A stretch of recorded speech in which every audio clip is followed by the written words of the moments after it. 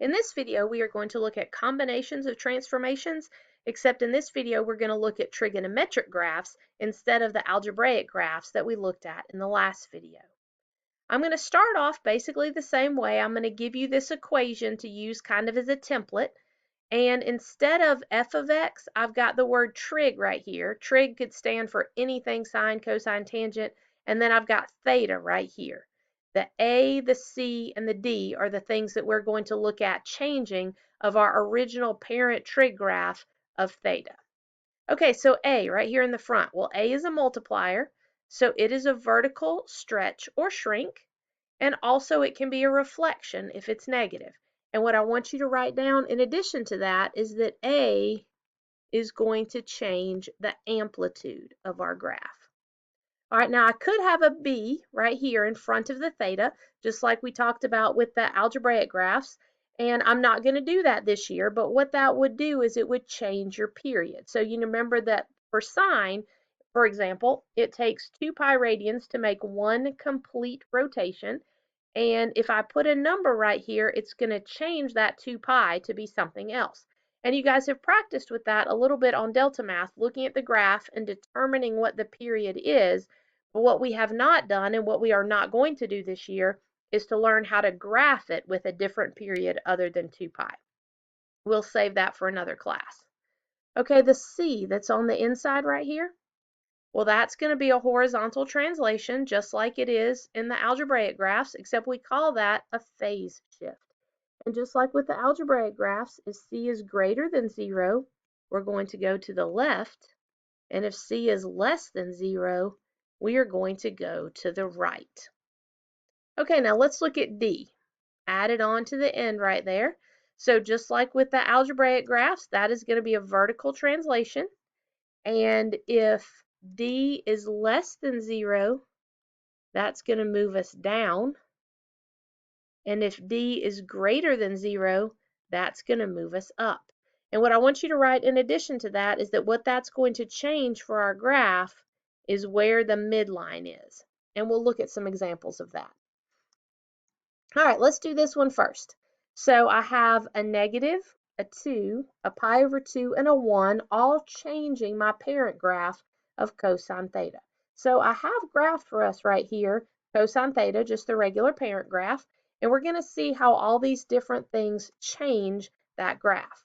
So the pi over 2 that's in the parentheses here, that is added on. That tells me it's going to be a translation. Because it's in the parentheses, it's a horizontal translation, and it's positive, so it's going to go left. And then put that in parentheses right here that this is going to be your phase shift. Okay, now remember we talked about with our algebraic graphs, we want to think about the negative and the 2 as being two totally separate things. That negative is going to be our reflection, and the 2 is a multiplier, so it's a stretch. Because it's greater than 1, it's going to be a vertical stretch. And put in parentheses there, that's going to change our amplitude. And then the 1 that's added on here, that's going to be a vertical translation. It's going to move us up. And then put in parentheses, that is going to change our midline. Okay, so let's see what all is going to happen here with our cosine curve. So first of all, I need to move everything left pi over 2 radians. So for example, this point that's right here is going to move left pi over 2. That's going to put it right here. This is negative pi over 2, and I'm going to be right here at negative pi over 2. Okay, so I'm going to move to the left, and then I'm also going to be upside down. So instead of being at positive 1, I would be at negative 1. And then this is a vertical stretch, so then I'm going to move twice as far. And then I have an upward movement, so I'm going to move my midline and move the whole graph up. So it might be helpful if we put some dotted lines on here just to give us some things to aim for. Well, you remember that cosine, the range is negative 1 to 1. That's where it is right now. And that amplitude is going to move the midline from being right here at 0 to moving up here to 1. Okay, now my vertical stretch is adjusting my amplitude. The amplitude used to be 1 up and down from the midline. Now it's going to be 2 up and down from the midline. So if my midline is at 1 and I go down 2, I'm going to be at -1, so that's good. And if I go up 2, I'm going to be up here at 3. Okay, so now let's take the fact that I am moving left and I'm also reflecting. So I told you this point that's right here is going to move left pi/2 radians. It's going to be a reflection and it's going to move down. So I'll take the point that was here, and normally this would be above the midline, but in my case, because I have a reflection, I'm going to be below the midline and I'm going to move left pi/2 radians. So this point that was right here, I'm going to vertically stretch it by 2. I'm going to do a reflection to put it down here, and also I'm going to move pi/2 radians to the left. So that's going to put it right here. Okay, now look at the way cosine works. It normally goes down, down, up, up. But I flipped it. So instead of going down, down, up, it's going to go the opposite. It's going to go up, up, down, down. So I'm going to move up to right here. And then as I move over pi/2, I'm going to move up again. Move over pi/2, and I'm going to move down. Move over pi/2, and I'm going to move down again. Okay, so let me connect those dots. Up, up, down, down. So there is one complete cosine curve, and it took me from -pi/2 to +3 pi/2 to do that. So that's 2 pi radians. So that's good. That's exactly what I was wanting. And now I'm going to move up again because I shifted pi/2, so I have a little bit extra to do right there. Now I'm going to go the opposite on the left-hand side. So I'm at the bottom, and so I need to go up, up on the left-hand side. So when I do that, though, I'm only going to be able to do 3 movements. I've got 5 over here. I'm only going to be able to do 3 movements this way. So I'm going to go up, up, down. All right, so you can see I have 1, 2 complete curves, which is what I wanted to have. Okay, so here it is with Desmos graphing it for me, and let's answer some questions. So domain. Well, remember there's arrows on the end of both of these. So the domain is -infinity to +infinity. Okay, now in order to find the range, it would be better if we did the midline and the amplitude first. So you remember this midline moved us up 1. This vertical shift changed our midline. So instead of being at y=0 where it normally is, it's up 1. It's right here. I've got it dotted in there for us at y=1. And the amplitude, I've gone up 2 and down 2 from that point. So my amplitude is 2. Okay, so now let's use that to find range. If my midline is at 1 and I've gone down 2, 1 minus 2 is -1, and I've gone up 2, 1 plus 2 is 3, that means my range is -1 to 3, and both of those points are included. Now remember we said we weren't changing the period, so 2 pi for the period, but we did have a phase shift, that's right here. We went pi/2 left. So when you put your phase shift, be sure to tell how far you went and what direction you went. Okay, let's do this one. Tangent of theta plus pi minus 2. This one will be a little bit shorter. So my parent graph is tangent. I've got tangent graphed here for us, and you can see I've got all the different asymptotes, and then I've drawn the tangent in between them, or Desmos has drawn it for me. Now this pi, it's inside the parentheses, so this is going to be a phase shift left. So let me write that down.